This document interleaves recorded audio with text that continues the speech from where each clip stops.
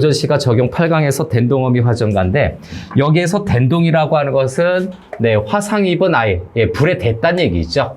그래서 네, 화상 입은 아이 또는 어린아이죠. 그래서 댄동 화상 입은 아이의 어미입니다. 그래서 이 어미라고 하는 것은 엄마죠. 그래서 엄마, 모친. 그래서 네, 과부를 얘기하는 거예요. 네, 화상 입은 아이 엄마 과부가 화전을 합니다. 네, 화전이라고 하는 것은 꽃놀이 가는 겁니다. 그래서 요거는 플러스 봄에 네, 꽃놀이를 가게 되는 건데 다시 한번 네, 봄에 꽃놀이를 가게 되는 건데 꽃놀이를 가서 즐겁게 노는 것도 물론 있지만 자신의 신세한탄을 하는 거죠. 네, 너희들 절대 재혼하지 마라. 결혼하지 마라. 사회적으로 너무 지탄을 받고 하니까 너무 뭡니까? 따돌림을 받게 되고 그리고 한편으로는 내가 다시 시집가서 잘 먹고 잘 살았느냐? 그건 또 아니란 얘기지. 잘 먹고 잘 사는 것이 아니라 오히려 고생을 하더라라고 하는 얘기를 꺼내고 있는 거예요. 그래서 젊은 과부들에게 결혼하지 마세요. 다시 결혼하지 마세요. 하는 거죠. 자, 바로 본문 들어갑니다. 그래서 첫 번째 일행, 여기 번호 쓴 건 행번호라고 보면 되겠습니다. 그래서 네, 댄동이를 들쳐업고 본 고향을 돌아오니 해서 네, 댄동이라고 하는 것은 다시 한번 얘기하지만 네, 댄동이를 들쳐업고 해서 댄동 네, 사고가 있었던 거죠. 사고를 당한 아이라고 봐야 돼요. 당한 아이가 어떻게 됩니까? 네, 화상을 입은 거예요. 네, 화상을 입었다라고 생각하면 되고 이 화상을 입었다라고 하는 것은 그만큼 네, 불행을 암시하는 거죠. 불행 또는 시련과 고난. 어린아이가 화상을 입으면 얼마나 힘들고 아팠겠습니까? 그래서 시련과 고난을 암시하고 있다. 누가? 아이도 그렇지만 애엄마가. 자, 댄동이를 들쳐업고 본 고향을 돌아오니 해서 본 고향으로 돌아옵니다. 해서 본 고향으로 네, 자신이 태어났던 고향이겠죠. 본 고향으로 돌아오니 정도를 밑줄 칩시다. 본 고향으로 돌아왔어요. 근데 이 고향이 예전의 고향이 아닙니다. 그래서 네, 본 고향으로 돌아온 이유는 남편이 모두 사망을 한 거죠. 남편과 네, 사별 후에 네, 고향으로 되돌았다 귀향을 했습니다. 왜? 그래도 안식처로 되돌아온 거죠. 다음 두 번째 행으로 들어갑니다. 두 번째 돌아오니 이전 강산 의구하나 인정물정 다 변했네. 이전 강산이니까 네, 강산부터 밑줄 들어갈까요? 네, 강산이라고 하는 것은 자연을 나타내는 대유법입니다. 네, 자연 대유법으로 쓰였는데 이 자연은 네, 영원불변성을 지니고 있네요. 영원불변. 네, 변하지 않는다는 얘기죠. 그런데 자연은 변하지 않았는데 의구하나 변함이 없으나 인정물정 다 변했네에서 인정, 사람들의 정이겠죠. 인정, 물정, 요거는 좀 세모 들어가야 되겠네요. 그래서 강사를 상대적으로 동그라미로 들어가는 건데 이거는 인간 세태, 인간이 살아가는 모습이겠죠. 인간 세태는 굉장히 유한하죠. 그 다음에 네, 변화가 있다라는 얘기죠. 자, 이 변화가 있는데 이 둘이 서로 어떻다고 인간과 자연의 대조가 나타나고 있습니다. 인간과 자연의 대조를 나타내고 있다. 두 번째 행에서 다 변했네. 우리 집은 터만 남아 쑥대밭이 되었구나 하는 부분입니다. 그래서 우리 집은 터만 남아 쑥대밭이에요. 그래서 세 번째 행, 네, 쑥대밭 정도로 예, 체크하면 되겠습니다. 우리 집이 쑥대밭이 됐다라고 하는 것은 자신의 고향의 네, 삶의 터전이 사라졌다. 삶의 터전의 상실로 얘기할 수가 있죠. 살아가는 공간이 사라졌다. 삶의 터전이 상실됐다. 이거는 무엇을 의미하나요? 네, 현실에 있어서 네, 시련과 고난이 계속된다. 고난이 계속된다라는 것을 의미할 수 있어요. 아니, 지금 떠돌아다니면서 객지에서 네, 4번의 결혼을 하면서 살았는데 개고생을 하고 와서 되돌아왔더니 내가 살아갈 수 있는 삶의 기반이 사라졌다는 얘기죠. 자, 그 다음에 4번째. 아는 이는 하나 없고 모르는 이 뿐이로다. 아는 사람이 하나도 없고요. 그죠? 예, 아는 사람이 하나도 없고 모르는 이 뿐이다. 그래서 여기에서는 내 의지할 곳이, 의지할 대상이 없다라는 뜻이겠죠. 의지할 대상이 없어요. 가족들도 모두 사라졌어요. 의지할 대상이 사라졌다. 이러면 어떤 삶의 절박함이 계속 이어지게 되겠죠. 의지할 대상이 없기 때문에 굉장히 막막하다 라고 볼 수가 있겠죠. 다음 5번째 행으로 넘어갑니다. 네, 5번째 행으로 넘어가서 자, 계속 이제 그늘진 은행나무 그 모습 그대로 날 기다렸네. 해서 네, 은행나무라고 하는 것이죠. 그래서 앞에서 미리 얘기했었죠. 2번째에서 나왔던 그 자연에 관련된 은행나무입니다. 은행나무 밑줄 쳐두고 역시 앞에서 본 것처럼 네, 자연을 상징하는 대유적인 표현인데 자연물 중에서도 좀 구체적인 은행나무를 지정을 했네요. 그래서 본인의 모습을 그래도 어느 정도 네, 알려주는 모습, 그죠? 네, 자신을 반겨주는 모습, 대상물 그렇게 볼 수가 있죠. 자연, 예, 자연의 대유적인 표현인데 시적 화자가 된동어미죠. 네, 된동어미를 네, 반겨준다라고 정리할 수 있겠네요. 된동어미를 반겨준다. 자연만이 나를 반겨주는 겁니다. 그래서 고향에 돌아왔는데 반겨주는 건 자연밖에 없다. 그 다음 6번째 넘어갈까요? 6번째 넘어가면 난데없는 두견새가 나타나는데 이제 난데없는 두견새가 머리 위에 둥둥 떠서 해서 두견새 네모칸 쳐 둡니다. 네, 두견새 네모칸. 우리 전통적인 정서에서 보면 이 두견새라고 하는 요 소재는 네, 슬픔과 한의 상징물입니다. 두견새에서 첫 번째 두견새. 슬픔과 한의 관습적인 상징을 가지고 있지요. 그래서 첫 번째, 네, 한의 정서를 내포하고 있거나 그것을 유발하는 네, 한의 정서를 지니고 있는 어떤 관습적인 상징물이다. 관습적 상징물로 정리할 수 있습니다. 다음 2번째는 이 두견새가 뒷내용을 좀 보면 뒷내용을 보면 죽은 남편의 분신이죠. 그래서 죽은 남편인데 이 죽은 남편도 4명이 있었기 때문에 첫째 남편일 거예요. 죽은 남편의 어떤 분신이다라고 볼 수가 있는데 유능길의 장마에 보면 구렁이가 나타나죠. 구렁이는 삼촌의 현신입니다. 삼촌이 죽어서 구렁이 몸에 들어가서 한도 있고 엄마도 보고 싶고 해서 담장을 쓱 넘어서 나타납니다. 그래서 엄마에 해당되는 친할머니가 기절을 하죠. 그래서 외할머니가 수습하는 그 유능길의 장마. 그래서 죽은 남편의 분신으로도 볼 수가 있다. 자, 그 다음에 요 두견새는 시적 화자 입장에서 보면 반가움과 서러움의 정서를 유발하는 소재로도 볼 수가 있어요. 자, 반갑기도 해요. 남편의 분신이니까. 그런데 남편이 지금 죽어서 서럽잖아요. 이런 이중적 감정을 느끼게 하는 유발물로도 좀 볼 수가 있고, 유발물로 볼 수도 있고, 다음 4번째, 여기 이어서 갑니다. 자, 두견새의 4번째는, 자, 시적 화자에게 부끄러움을 느끼게 하는, 매개체이기도 합니다.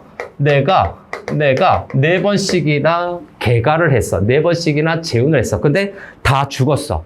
주변 사람들이 막 쑥덕쑥덕 하겠죠. 그죠? 네. 그래서, 부끄러움의 매개체라고 하는데, 이 부끄러움을 나타내는 것은 자신이 다시 시집을 가죠. 개가를 후회하는, 개가를 또는 재혼을 후회하는 정서로, 표시가 될 수 있는 상징물이다라고 하는 것이죠. 그래서 개가를 후회한다 이렇게 체크할 수도 있어요. 다시 시집간 거를 후회하는 상징물로도 볼 수도 있다. 자, 둥둥 떠서 불력이 슬피우니 에서 불력이 돌아갈 수 없다라고 하는 건가요?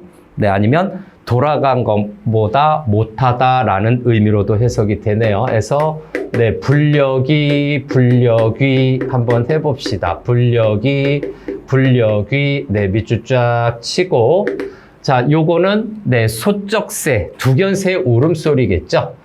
두견새를 다른 말로 소쩍새라고도 합니다. 두견새 또는 네, 소쩍새라고 하는데 소쩍다. 두견새의 네, 울음소리를 한자로 표현을 한 겁니다. 한자 표현으로 했을 때 불력이라고 한다. 불력이. 그렇게 되면 이 불력이는 네, 의성어가 될 수도 있죠.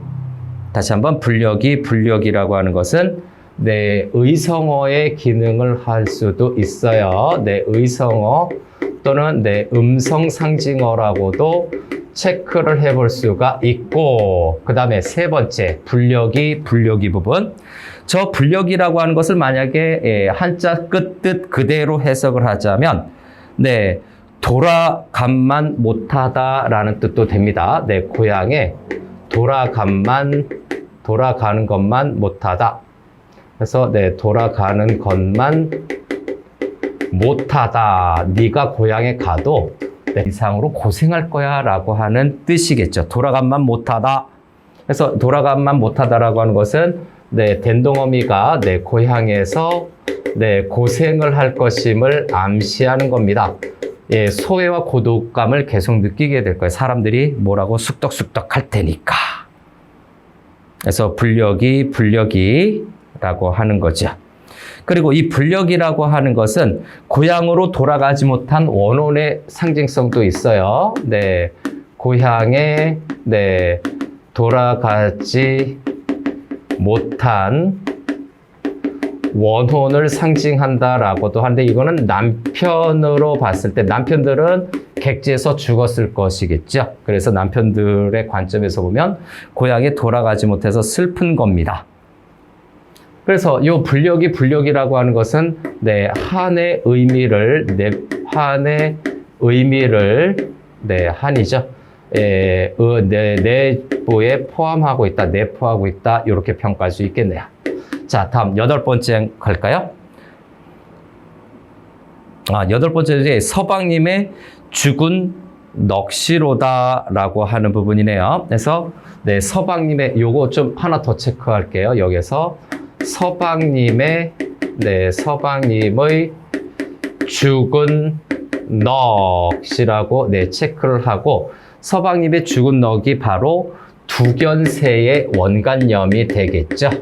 네, 두견새의 네, 원간염이 바로 네, 서방님의 죽은 넋이다라고 한다면 저기 앞에 이 두견새에다가 연결할 수 있죠. 두견새, 서방님의 죽은 넋 서로 연결할 수 있겠네요. 이렇게 서방님의 죽은 넋이다 라고 연결할 수 있습니다. 두견새가 보조관념이죠. 그래서 분신, 여기 있잖아요. 죽은 남편, 첫째 남편의 분신이다.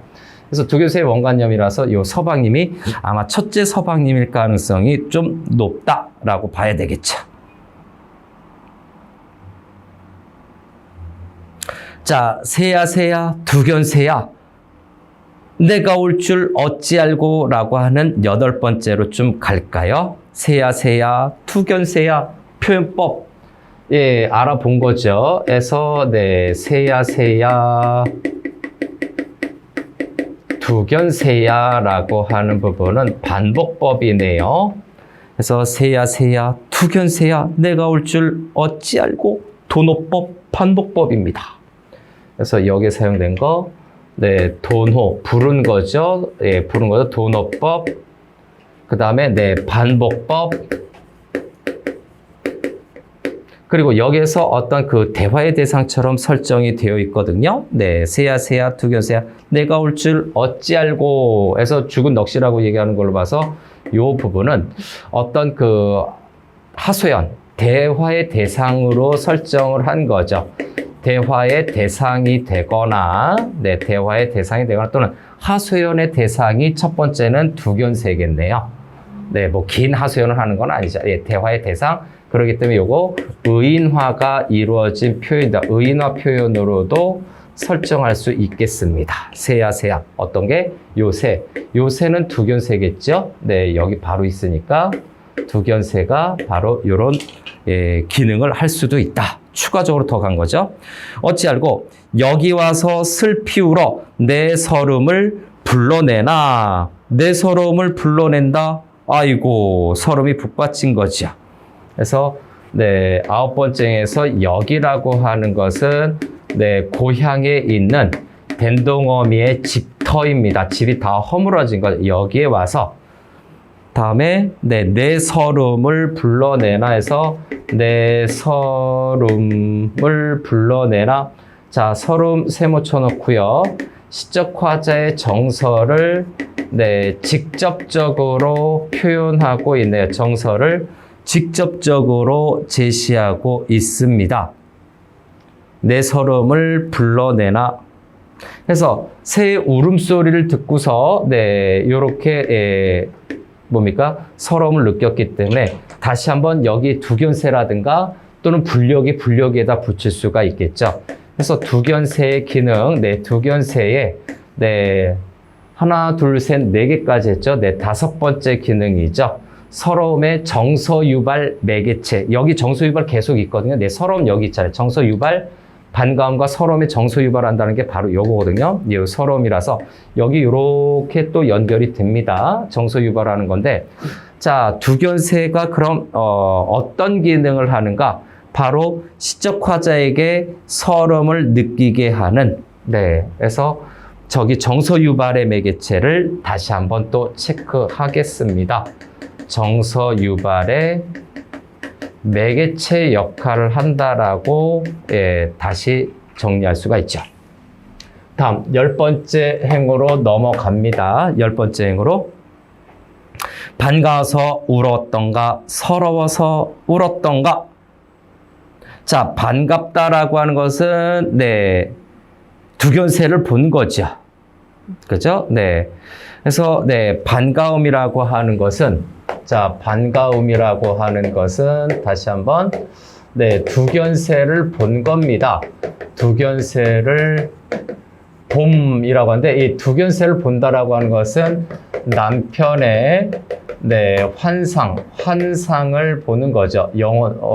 환영을 네, 봤다라고 체크할 수 있는 거고 플러스 반가움 플러스 서러워서 울었던 거에서 네, 서러워서에서 네, 서러워도 밑줄. 이거는 자신의 신세겠죠. 네, 서럽다라고 하는 것은 네, 내가 그죠? 네, 님이 그리워서 요거는 네, 님에 대한 그리움이 있을 수도 있고요. 그 다음에 화자 자신의 처지에 대해서 네, 생각을 했을 거예요. 그래서 자신의 처지에 대한 네, 서러워서 울은 거지요. 결국 이 모든 것이 화자의 정서라고 본다면 화자의 어떤 정서입니까? 네, 화자의 네, 이중적 정서가 나타나고 있고요. 이 이중적 정서를 유발하는 것이 바로 뭐다? 두견새다라고 체크하면 되겠죠. 자, 그래서 두견새를 보고 11번째 행. 서방님 넋이거든 내 앞으로 날아오고 서방님 넋이거든 내 앞으로 날아와 달라. 그만큼 두견새가 남편의 분신이었는지 확인하려고 하는 거죠. 님의 넋이 아니거든 아주 멀리 날아가라 해서 11번째 행, 12번째 행이죠. 이 두 행에 걸쳐서 나타나는 것은 네, 두견새가 우리 영화 같은 거 보면 그렇잖아요. 야, 나쁜 귀신이거든 물러가고 좋은 귀신이면 나한테 나타나 할 때 확인하는 거죠. 두견세가 자 죽은 첫째 남편의 분신인지 확인하러 들어가는 거죠. 남편의 분신인지 여부를 확인하고 있다. 그죠? 네, 확인하고 있다. 그 다음에 두 번째는 여기에 사용된 표현법은 뭐다? 대꾸법을 사용하고 있어요. 네, 표현법도 한번 체크하는 거죠. 다음 13번째로 넘어갑시다. 두견새가 펄쩍 날아 내 어깨에 앉아 우네. 두견새가 어깨에 날아와서 앉아서 뭐라고 불려기 하고 우는 거죠. 이걸 봤을 때, 그죠? 이걸 봤을 때, 두견새를 시적화자는 두견새가 죽은 남편의 분신임을 확인하는 내용으로 볼 수가 있겠네요. 분신으로 확인함 이렇게 써볼까요? 그래서 어깨 와서 막 울어요. 내가 네 남편 맞아. 그래서 확인을 했기 때문에 그 다음에 바로 보니까 님의 넋이 분명하다. 에고 탐탐 반가워라 얘기하고 있네요. 자, 반가워라 라고 해서 반가워라 님의 분신인 거를 확인하고 나서 반갑다고 얘기하고 있어요. 그래서 님의 넋이 분명하다 해서 남편의 분신인 것을 곁에 날아와서 앉았던 것, 그 다음에 요 14번째의 요 내용 전체 중에서 확인이 가능하고 반가워라 라고 하는 것은 두견새에 대한 화자의 태도겠죠. 두견새를 본 화자의 정서 또는 화자의 태도겠죠. 화자의 정서라고 정리할 수가 있어요. 두견새가 이제 남편의 영혼이 담겨 있다라고 확신하는 순간 반갑다라고 얘기하는 거지. 자, 됐나요? 그래서 두견새를 봤을 때 화자의 정서는 반가운 건데, 그런데 여기서 두견새는 사실 화자의 어떤 비극적인 감정을 심화시켜주는 소재이기는 합니다. 남편이 죽어서 온 거니까 아무리 반갑다고 한들 슬플 수밖에 없겠죠. 자, 그래서 그렇게 정리하고 다음 15번째로 넘어갑니다. 15번째. 나는 살아 육신이 왔네 넋이라도 반가워라. 계속해서 반갑다라고 얘기를 하고 있죠. 그래서 나는 살아 육신에 왔네 라고 하는 문제. 자, 나는 살아 육신에 왔네. 요거는 시적 화자, 된동어미예요. 화자와 근데 반갑다라고 얘기했지만 넋이라도 반가워라 해서 넋이라고 하는 것은 누굽니까? 남편이라고 봤을 때 화자와 남편이 서로 대조적이죠. 나는 살아있음입니다. 살아있음. 어디에? 이승에 살아있고요. 남편, 넋이라고 하는 것은 죽음이죠. 저승으로 죽어서 떠나 있기 때문에 나와 남편, 된동어미와 남편의 처지가 대조되고 있죠. 그래서 처지가 서로 대조적으로 나타나고 있습니다. 이렇게 상황과 처지가 대조되는 작품이 하나 있죠. 컨퍼런스. 자, 황조가를 보면 여마지독 수기여기라고 해서 유리왕이 지으시죠. 펄펄 나는 적개꼬리 암수서로 정답구나. 외로워라 이 내 몸은 네와 함께 돌아갈 거라고 되어 있어요. 그래서 거기에서 황조와 꾀꼬리죠. 서로 대조입니다. 황조, 꾀꼬리죠. 그래서 이렇게 써볼까요? 꾀꼬리와 이내 몸입니다. 이내 몸 해서 이내 몸 하는 요 두 부분이 서로 대조를 이루고 있다. 왜? 황조는 다정한 사이죠. 암수서로 다정합니다. 그런데 나는 외로움을 느껴서 서로 대조, 처지가 대조되고 있어요. 상황과 처지, 정서가 모두 다 대조이라는 점. 다음 16번째 넘어갑니다. 근 50년 이곳에서 내오기를 기다렸나 하는 부분인데 50년이 나오네요. 와, 50년 이곳에서 내 오기를 기다렸나? 그죠? 그래서 50년이라고 하는 걸로 추정을 했을 때 50년이라고 하는 것은 첫 번째, 네, 된동어미가 고향을 떠난 기간이죠. 된동어미가 고향을 떠난 기간인데 그러면서도 예, 시적화자 된동어미가 많이 늙었다라는 것을 알 수 있죠. 그래서 네, 된동어미가 네, 노인임을 암시하기도 하죠. 왜 노인이 됩니까? 60세 이상이 됐을 거예요. 최소한 열 몇 살에 고향을 떠나서 시집을 갔을 것 같아요. 그래서 60세 이상이다. 그래서 화자의 나이라든가 고향을 떠나갔던 기간을 네, 쉽게 짐작할 수 있다. 그 다음에 네, 17번째 여기에다 해볼까요? 어이할꼬 후회막급 어이할꼬 이 50년 동안 떠나간 거에 대해서 어이할꼬예요. 네, 어이할꼬 그 다음에 네, 후회막급이라고 되어 있어요. 고향을 떠난 것을 굉장히 후회한다는 얘기죠. 그래서 어이할꼬 후회막급 어이할꼬에서 첫 번째 여기는 AABA 구조죠.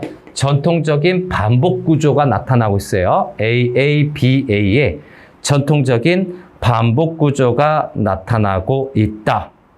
자, 요거 AABA 구조는 네, 청산별곡에 좀 많이 나타나죠. 다음 두 번째, 이렇게 후회가 막급하다라고 하는 것은 고향을 떠난 것에 대해서 굉장히 후회한다라고 하는 거죠. 그래서 두 번째는 네, 좀 행을 바꿔서 쓸까요? 두 번째는 여기다 쓰는데 네, 고향을 떠난 거죠. 고향을 떠난 거에다가 플러스 늦게 돌아온 것을 네, 돌아옴을 네, 후회하게 되는데 왜? 고향에 일찍 돌아왔으면 차라리 재혼을 안 했을 가능성이 높잖아요. 그럼 다른 사람들한테 욕을 먹거나 소외당하는 일이 좀 거의 없을 수도 있다. 이렇게 평가할 수 있어요. 자, 18번째 행으로 넘어가서 18번째. 새야 우지 마라. 새보기도 부끄러워서 새야 우지 마라. 또 반복 구조가 나타나지요. 새야 우지 마라. 자, 새보기도 부끄러워 18번째. 네. 반복 표현이 나타나고 있고요. 반복 표현 플러스 네, 부끄러워를 다시 한번 또 세모쳐야 되겠죠. 여기서의 부끄럽다라고 하는 부분이 앞부분에서도 네, 부끄러움이 있었을 거예요. 네, 앞부분에도 부끄러움이 있긴 있었는데 여기에서의 부끄러움은 좀 살펴봐야 될 내용입니다. 여기에서 부끄럽다라고 하는 것은 자신이 다시 재혼한 거에 대해서, 개가한 거에 대해서 부끄러운 거죠. 그죠? 새보기에도 부끄러워해서 표면적으로는, 네, 요거에 대해서 첫 번째, 표면적으로는, 네, 두견새 보기가, 네, 부끄럽다라는 의미가 되지만, 이면적인 의미로 보자면 다시 한번 이면적 의미로 보자면 자신이 다른 남편들과 재혼한 거에 대해서 좀 부끄럽다라고 말한 걸로 생각할 수가 있겠습니다. 그렇죠? 그래서 이 이면적인 것은 개가 또는 재혼이라고 하죠. 개가한 것을 부끄러워하는 겁니다. 부끄러워한다 또는 후회한다라고 볼 수가 있죠. 후회와 부끄러움이 담겨져 있는 걸로 봐야 될 겁니다. 왜? 다른 사람들이 막 손가락질을 해. 결혼을 4번이나 했는데 남편들이 다 죽었어. 어휴, 억센 여자야. 뭐 이런 식으로 손가락질하고 소외를 당했겠죠. 자, 그래서 내 팔자를 마음에 새겼다면 새보기도 부끄럽지 않지. 자, 내 팔자가 뭡니까? 그죠? 내 팔자를 마음에 새겼다면 자, 내 팔자를 미리 알거나 또는 내 팔자가 일이 될 줄을 알았다면서 자, 내 팔자라고 하는 부분은 첫 번째 운명론적 사고거든요. 운명론적 사고 또는 미래가 미리 결정되어 있다라는 결정론적 사고에 해당이 되는데 내 팔자는 남편과 재혼을 해요. 근데 그 4명의 남편이 모두 다 사망을 하는 거죠. 그래서 남편 4명이 사망하는 일입니다. 뭐 사고를 당했죠. 대부분 사고를 당했고 한 명만 질병으로 죽게 돼요. 셋째 남편이 질병으로 죽게 됩니다. 나머지는 다 사고를 당해요. 억수로 재수가 없는 거죠. 사실은 그렇게 보면. 자, 남편들이 그렇게 죽어가는 것인데 자, 그래서 20번째 처음에 당초에 친정 와서 서방님과 함께 죽어 서방님과 함께 죽어라고 하는 거죠. 그래서 20번째 서방님과 앞부분인데 함께 죽어라고 하는 부분이 있는데 여기에서 잠깐 좀 생각을 해보고 좀 갈게요. 서방님과 함께 죽는다라고 하는 것은 첫째 남편, 첫 남편이죠. 첫 남편 사망 후, 죽은 후, 사망 후, 수절을 한다라는 의미로도 해석이 되죠. 서방님과 함께 죽는 것은 수절을 하게 되면 연료로서 인정을 받죠. 그럼 연료문 세워지고 막 주변 사람들한테 칭송을 받잖아요. 그래서 사망 후 뭐 수절함 또는 함께 죽음이에요. 서방님과 함께 죽는 것을 이야기하는 것인데 그렇게 시도를 했었을 거예요. 근데 함께 죽어라고 하는데 그렇게 하지를 못한 거죠. 서방님과 함께 죽어 하는 부분에서 첫 남편을 따라서 같이 죽으려고 하는 것인데 자, 두 번째로 볼까요? 함께 죽어 이 내용이 있는 걸로 봐서 당시의 어떤 시대적인 모습, 시대상을 보면 수절이나 또는 정절을 중시한다라고 볼 수가 있고요. 수절이나 정절을 중시한 것은 여성들에게 살기 좀 힘든 구조일 수도 있어요. 그래서 수절과 정절을 중시했다라고 하는 것은 가부장적 사회임을 암시하는 겁니다. 꼭 우리나라만 가부장적 사회는 아니었죠. 중세시대, 그 다음에 근대시대까지는 세계 대부분이 좀 가부장적 사회 또는 남성 중심적 사회가 전 세계적으로 더 많았습니다. 다음, 서방님과 함께 죽어 21번째. 저 새와 같이 자웅되어 천만 년이나 살아볼 걸. 자, 저 새와 같이 하는 부분이죠. 자웅, 암컷과 수컷인데 저 새와 같이, 저 새는 두견새입니다. 자웅, 부부겠죠. 천만 년 살아볼 걸, 함께 살아볼 걸에서 후회하는 말투겠죠. 그래서 21번째는 단어 뜻, 저 새는 당연히 두견새고요. 두견새이고 단어 뜻, 저 새와 같이 자웅이라고 하는 거죠. 자웅이라고 하는 것은 암컷과 수컷을 나타내는 것인데 이거는 부부를 의미하기도 합니다. 부부가 되어서 그 다음에 부부가 되어 천만 년이나 살아볼 걸인가요? 천만 년, 아주 오랫동안이죠. 천만 년이나 살아볼 걸 하는 부분이죠. 살아볼 걸 하는 부분은 자, 천만 년은 정서적 시간이죠. 그래서 첫 번째 여기에서 정서적 시간으로서 영원히라는 의미겠죠. 영원히 오랫동안. 다음 두 번째 살아볼 걸이라고 하는 이 부분은 후회와 후회의 어떤 어조가 담겨져 있네요.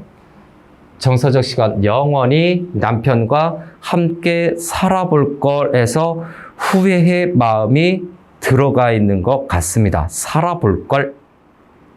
그죠? 자웅에 대해서 살아볼 걸. 이건 무슨 말이냐면 후회하는 어조를 좀 더 자세히 보면 네, 자신이 다시 시집을 간 개가 또는 재혼이겠죠. 네, 개가 한 것을 네, 후회한다라고 볼 수가 있죠. 후회한다라고 의미 해석을 볼 수가 있어요. 말투가 일단 후회의 어조이기 때문에 무엇을 후회하는가 생각해 볼 수가 있어야 된다.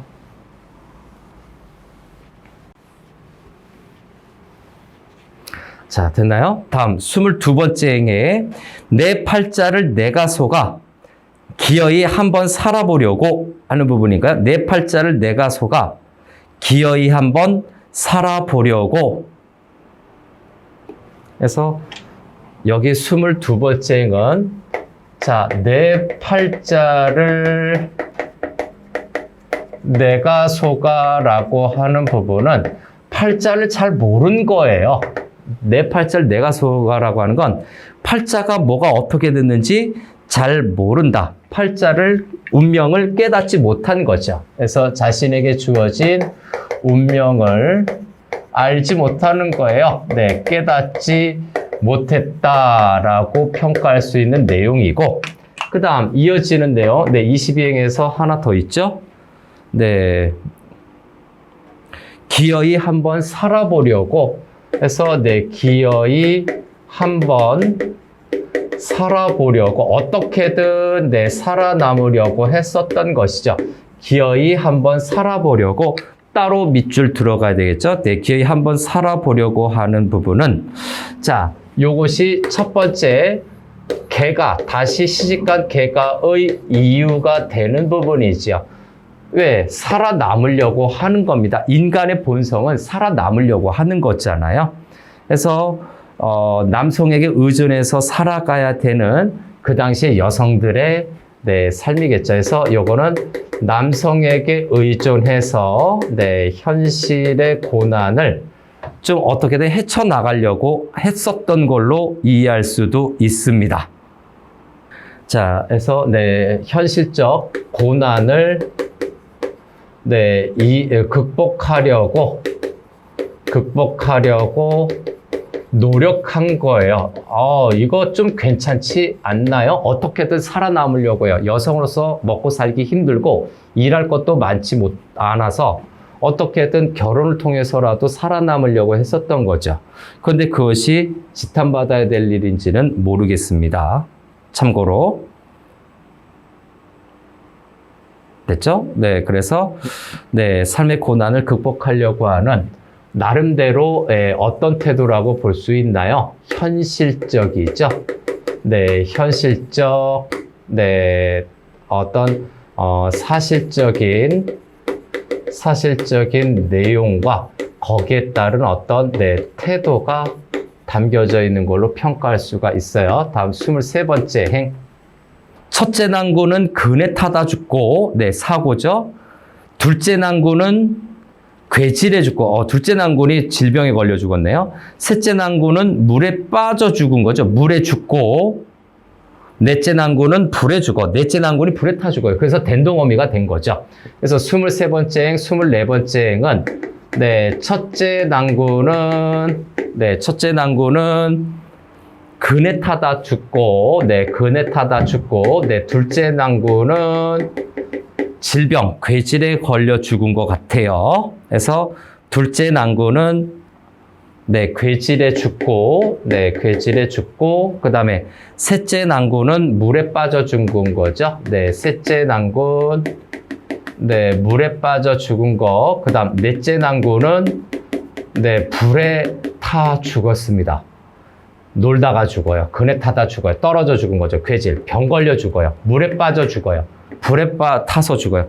온갖 온갖 인재는 다 겪었네요. 사람이 겪을 수 있는 사고는 다 겪었다라고 보여지는데, 자, 이렇게 넷째 난군까지 네, 죽은 것이죠.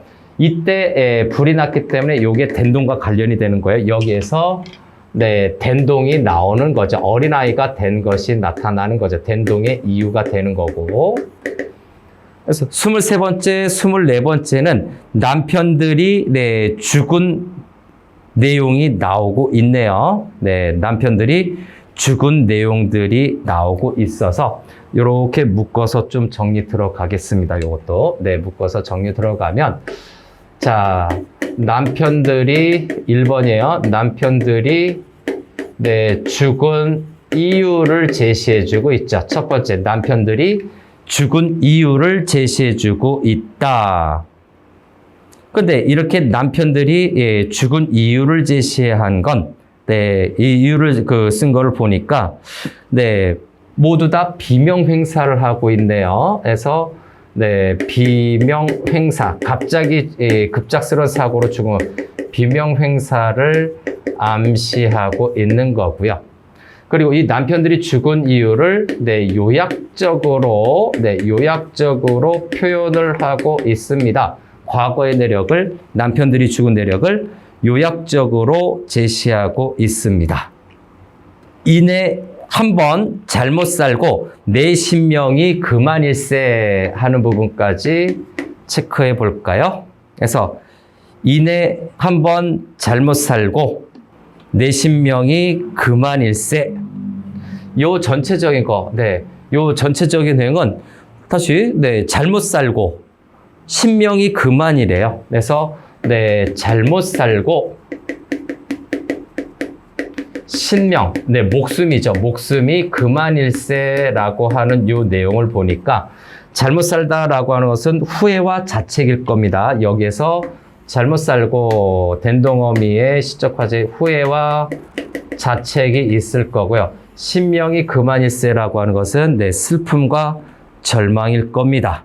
그래서 네, 어떤 네, 슬픔과 운명 한탄이겠죠. 운명에 대한 한탄을 하고 있는 것으로 볼 수가 있겠습니다. 남편의 죽음에 대해서 이렇게 네, 후회와 네, 한탄을 하고 있어요. 네, 어떻게든 살아보려고 했는데 사회적으로 부끄러워요.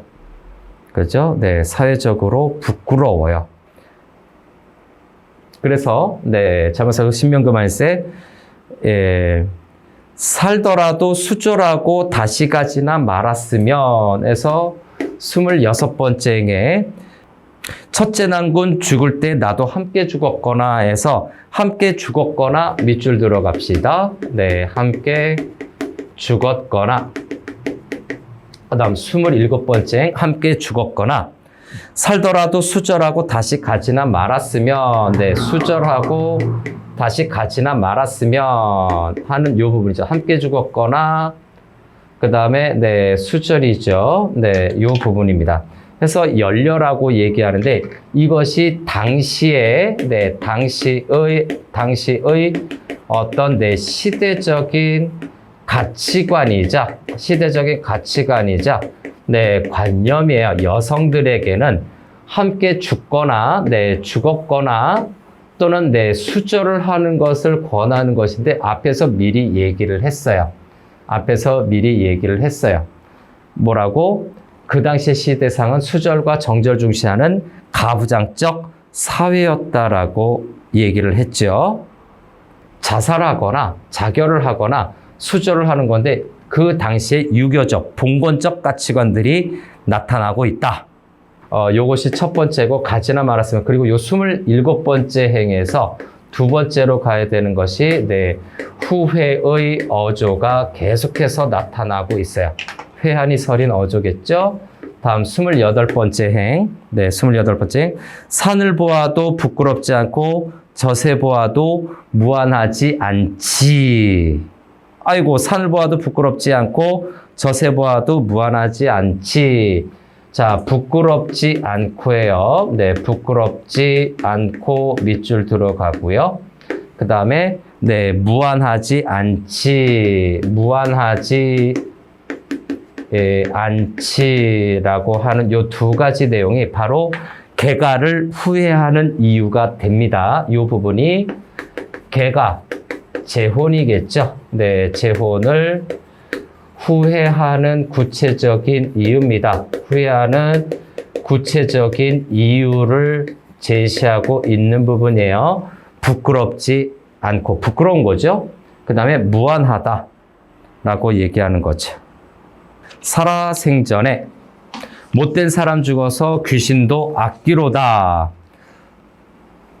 사는 동안에 행복하지 못한 사람은 죽어서도 행복하지 못하다라고 하는 거죠. 그래서 네, 여기 29번째에 나온 것은요, 체념과 한탄, 운명론적 사고가 다 담긴 거예요. 그래서 29번째 행 전체적인 내용은 살아생전에 못된 사람 죽어서 귀신도 악기로다라고 하는 것은 계속 이어지는 겁니다. 현재 이승에서 삶과 저승의 삶이 이어지는 거죠. 그래서 네, 이승의 삶과 저승의 네, 삶이 이어진다라고 보는 건데, 이거는 그 우리 민족의 특징이 있죠. 현세 구복적인 네, 어떤 신화 성격이 좀 있는 거죠.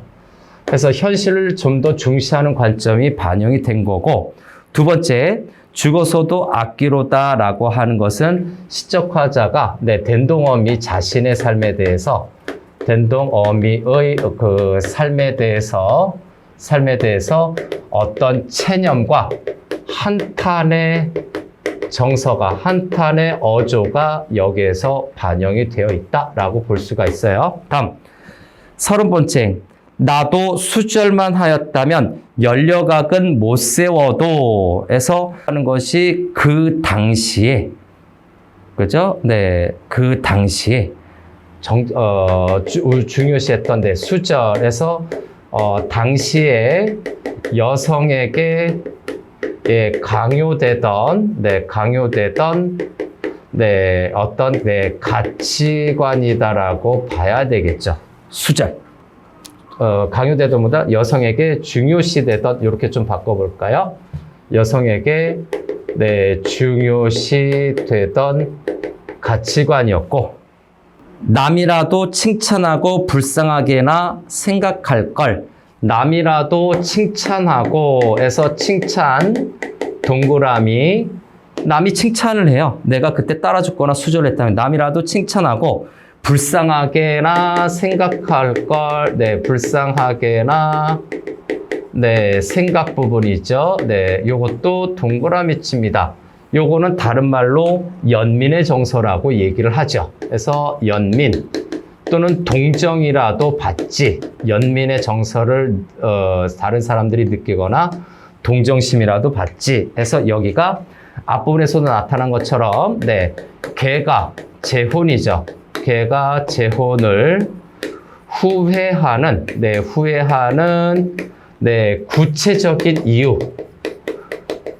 구체적인 이유 두 번째 파트로 볼 수가 있습니다. 부끄러워요. 무안해요. 칭찬도 못 받아요. 남들이 날 불쌍하게 생각하지도 않아요. 남이라도 욕할 거요. 친정일가들 반가워할까? 남이라도 욕할 거예요. 수절 못했으니 친정일가들 반가워할까? 욕먹고 반가워하지 않습니다. 그래서 네, 요 32번째 행은 네, 걔가 한 여성에 대한 어떤 네, 차별과 네, 소외의 네, 현실이 암시되고 있는 거죠. 암시까지 정리 마무리하겠습니다. 이것이 덴동어미 화전과 수특 부분에 정시된 네, 전반부의 내용이겠죠. 전반부는 네, 덴동어미의 어떤 과거 삶에 대한 내력이 제시가 되어 있으면서 내력과 네, 플러스 거기에 따른 네, 후회와 자책의 정서가 나타나고 있어요. 후회와 자책, 부끄러움의 정서를 언급하고 있다로 마무리할 수 있습니다. 끝.